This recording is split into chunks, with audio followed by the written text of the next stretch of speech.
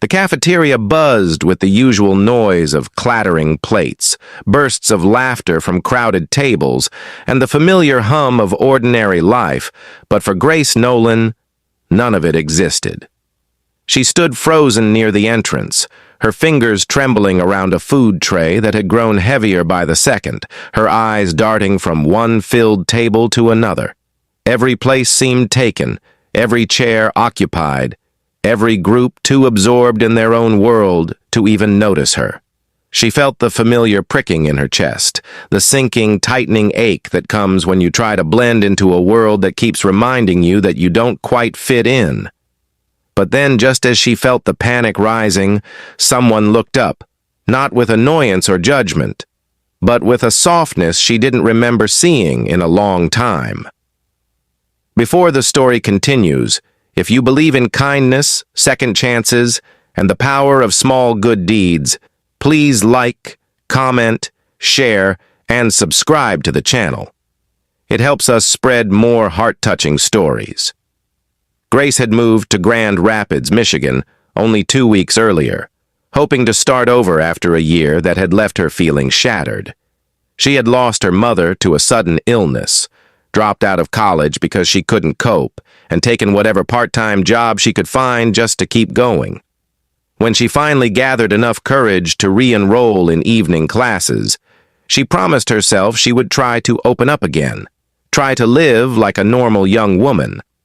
But the cafeteria on campus was the place she feared the most.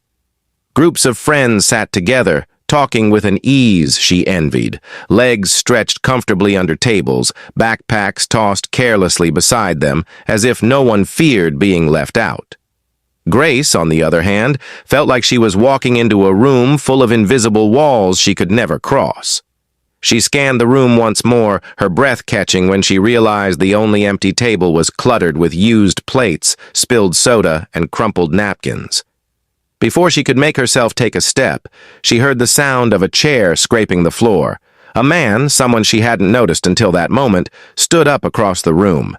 He wore a simple navy blue t-shirt, tan work pants, and an expression that looked tired but kind. A janitor, she thought at first, noticing the cleaning rag in his hand. But then she saw the student ID clipped to his pocket. A mixture of work and study, a life probably heavier than hers. His name was Ethan Walker, a 35-year-old single father juggling 2 part-time jobs and night classes to finish the degree he had abandoned years earlier. Most days, he walked onto campus with the weight of the world pressing against his back. But today, something pulled his attention toward the young woman standing alone with her tray, looking like she wanted to disappear. Ethan didn't hesitate. He stepped toward the messy table, set his own books aside, and began clearing it with quiet determination. One by one, he stacked the plates, wiped every corner, straightened the chairs, and made a space that looked almost warm, almost safe.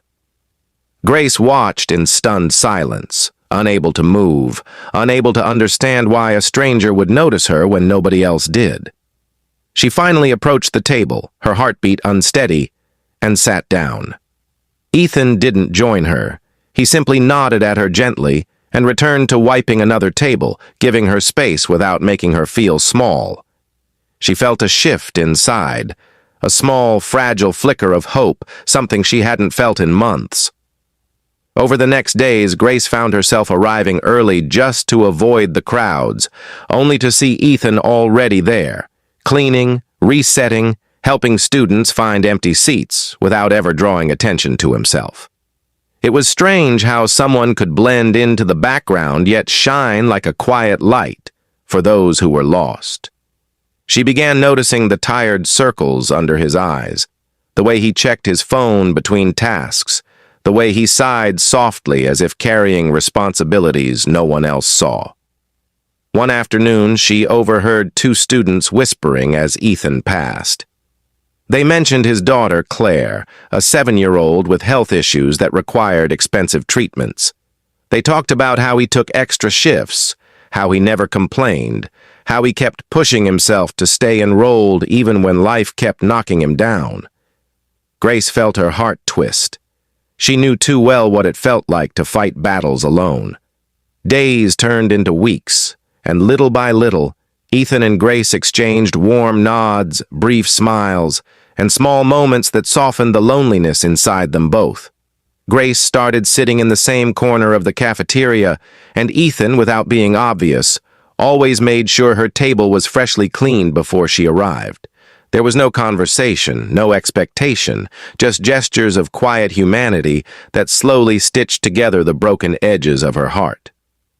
One rainy evening, Grace found Ethan outside, wiping down tables in the outdoor seating area even though no one was using them.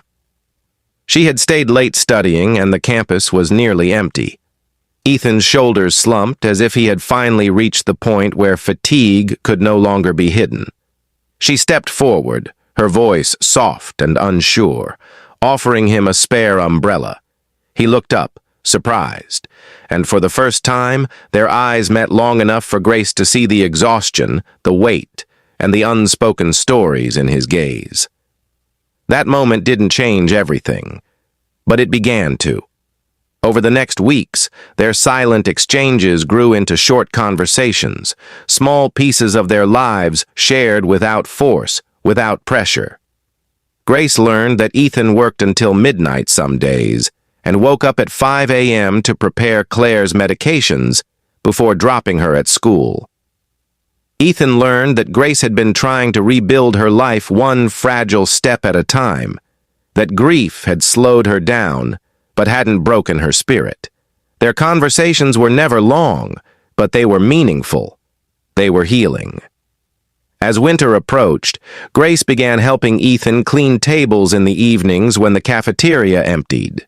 She didn't announce it. She simply picked up plates and wiped surfaces beside him. He tried to protest at first, but she shook her head with a gentle insistence that left him smiling in defeat. For the first time in years, Ethan felt like he wasn't carrying everything alone. For the first time in months, Grace felt like she wasn't invisible. One night, she arrived at the cafeteria early and saw Ethan already working, but this time, he looked weighed down in a way she hadn't seen before. He received a phone call and stepped outside, and through the glass, Grace saw his hand shaking, his shoulders trembling slightly. When he came back in, he sat down at a table, something he never did during work hours. He ran a hand through his hair, looking defeated. Grace approached slowly. Ethan lifted his eyes and in a quiet, cracked voice, told her that Claire's latest test results meant another expensive treatment, one he wasn't sure he could afford. Grace felt her chest ache. She remembered the helplessness of watching someone you love fall apart. She sat with him through his silence, through his fear, through his vulnerability. She didn't leave. The next day, Grace did something brave. She spoke to the student affairs office and the college assistance program.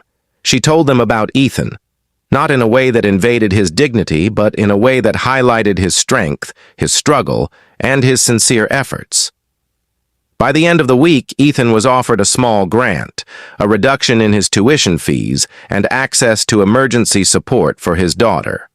When they told him, he was stunned, speechless. He didn't know it was Grace who had started it all, until she quietly appeared beside him as he read the email. He looked at her, his eyes filling, and she looked at the floor, hoping he wouldn't ask too many questions. But he didn't. He simply whispered a thank you, one that held more gratitude and emotion than any long speech ever could. From that day onward, the cafeteria no longer felt like a lonely, crowded space for Grace. It felt like the place where she had been seen, where she had seen someone else, where kindness had woven two fragile lives together.